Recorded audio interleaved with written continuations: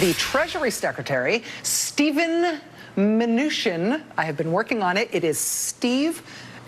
Sorry, it is not Steve, it's Stephen, and it's not Mnuchin, it's Mnuchin, like he's from the island of Minutia. It's Stephen Mnuchin from Minutia.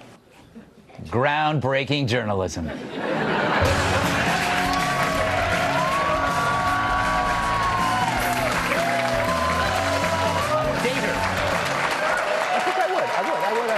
All right, enough, my friends.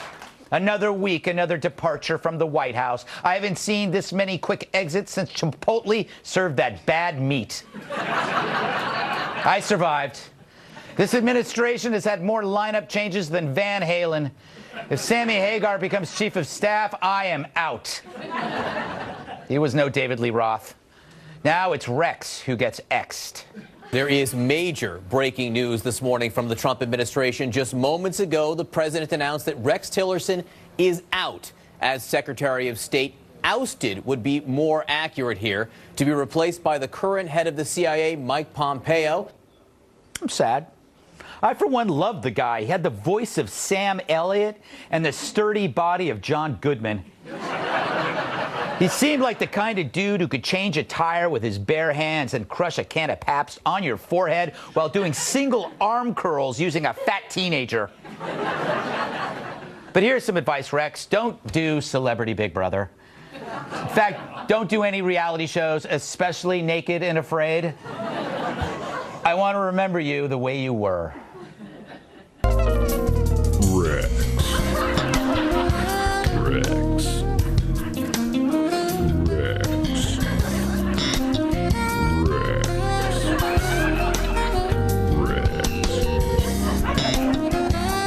See what I mean? Now, his replacement is Mike Pompeo, and Pompeo's replacement is Gina Haspel. Say what you want about this pair, they ain't Ozzie and Harriet. Judging by the media's frazzled, fearful response, it's more like Bonnie and Hitler. Should her tenure at the CIA overseeing, for that period of time, the controversial torture program, should that be a black mark on her? There have been many public stories linking her to torture. There's not much else that we know in terms of behind closed doors stuff from Mike Pompeo's time at CIA. When he has had to speak publicly, sometimes he's said things about Russia that are completely untrue. I have a golden rule. If your chief complaint is that these people are too hard on terrorists, not a complaint I listen to. That's what I call an asset to be treasured, so go screw yourself. Now, these two, in my opinion, these two seem perfect together. They're like a fearsome tag team in the world's most unstable octagon, Earth. It'll be the most exciting confirmation hearing ever. Sunday, get ready to go undercover and over the top as the creators of the White House Rumble extravaganza present the Confirmation Annihilation Domination. Move over, intelligence, because it's Gina the not-a-guy spy Haspel as she joins forces with Mike the Super Potato Pompeo. It's the greatest tag team since Salt and Pepper, and together they're making America safer than a celibate germaphobe's book club. They won't even say the word espionage because it sounds too French. Plus, the first 100 people to arrive get a free cyanide capsule. And there's no need to sign up because they already know your personal information. It's the Confirmation Annihilation Domination. Yeah!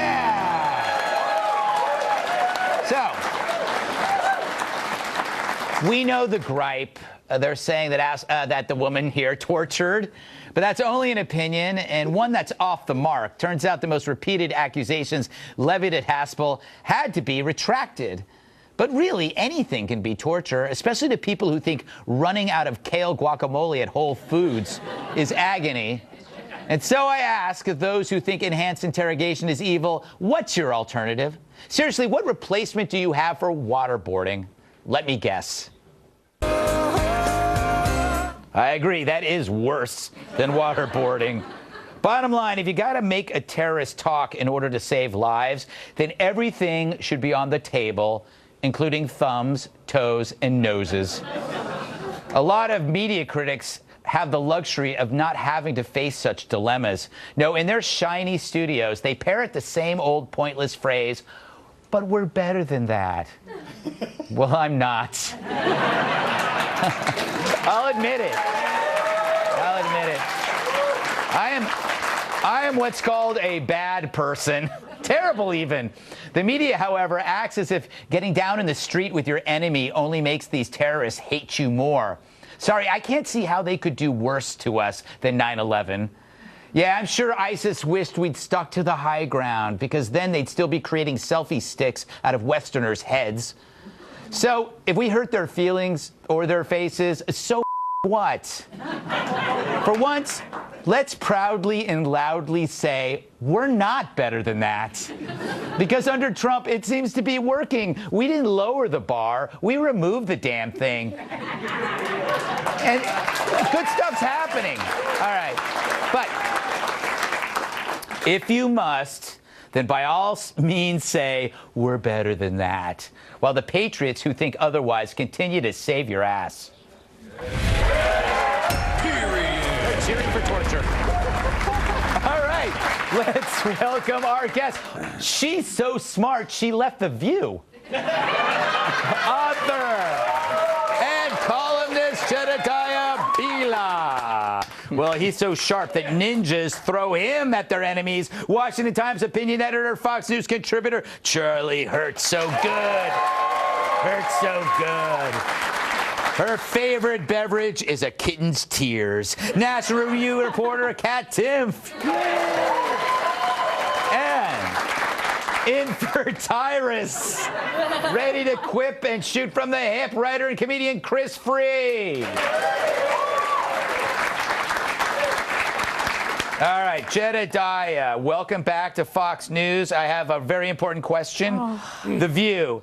Who had the worst breath? Come on. You were... Probably me, because I used to eat right before the show, so I probably... What a cop-out. What a cop-out. We know who had the worst breath. No one had bad breath. I mean, of all questions, you could have asked a really inventive question there. I'm just going to say you went with breath. Somebody works at ABC for a year, and they think they can give me advice. No, it's actually true. I used to eat cheese and cheese-flavored things right before I went on, and it was actually a paranoia I had, because the person next to me, I used to always say, does my breath stink? And sometimes they say yes. You know, just after this talk, I can smell Honestly, it. I'm not kidding. I can smell it. Yeah, you're right. Can you? That's disgusting. All right, let's talk about the topic at hand. Yeah. Everybody's talking about chaos, job changes, everything going in and going out. Is it as bad as it seems, or is this a bunch of media hysteria? Media hysteria. I mean, I think this happens every administration that you talk about. There's people that shuffle in and out. I think the issue is here, obviously, is that it's Donald Trump, and everyone is waiting for, mostly in the media, waiting for like the next, breadcrumb to fall so that they can pick on it. I do think that some of these picks are a little weird for him, though. Like, honestly, when I was looking at this, he ran as a guy who was kind of a non-interventionist kind of guy. Yeah. That's what I liked about him. Because I'm a libertarian. I don't want us nation building over there and changing up leadership. And now he's picking these really hawkish people. It's interesting. So Like it's Bolton. interesting. Like Bolton and him are not on the right page, Pompeo, same page. Yeah. I mean, even this lady with the waterboarding, like waterboarding or not, I mean, she seems very hawkish to me. This doesn't fit the brand. I don't think she ever waterboarded anyone. I think the ProPublica had to retract a lot of things, Charles, that they said that she had done. Charles, you have a choice. Choose your adventure. You could talk about the confirmation hearings. How's that going to be? Daniels? What? Or Stormy Daniels? Well, you can talk about Stormy Daniels if you like. I do have Stormy Daniels. I do have Stormy Daniels I didn't want to news. get ahead of myself, but yeah. Yeah. Go ahead. No. What were you? No. What are my options? Talk about the confirmation hearings. Is it going to? Are these guys going to sail through? No. This is what. First of all, Donald Trump, he picks these people that are in disagreement with him, yet he gets clobbered in the media for being somebody who only surrounds himself by yes men, and the evidence for that are all of the no men that he surrounds himself by. And so the guy can't win either way. And I agree with you. The media just makes this stuff up. But one of the things that I think Donald Trump has always been so brilliant about the guy, he is so good at picking the right fights at the right time, and this is the best fight to pick by having confirmation hearings for your Secretary of State and your Director of the CIA as we're going into talks with a militant nuclear nation that wants to erase us from the. And Democrats are going to be, well, we don't like this, but we haven't gotten all the transcripts, and America's going to be like, shut up, give him what he needs. Yeah, that's true. They're going to speed it through. Kat, I know you love enhanced interrogation. So this is a breath of fresh air for you. I agree with Jedediah. I'm also a libertarian, and I don't like to see all these hawkish people going in. It's not just the torture stuff.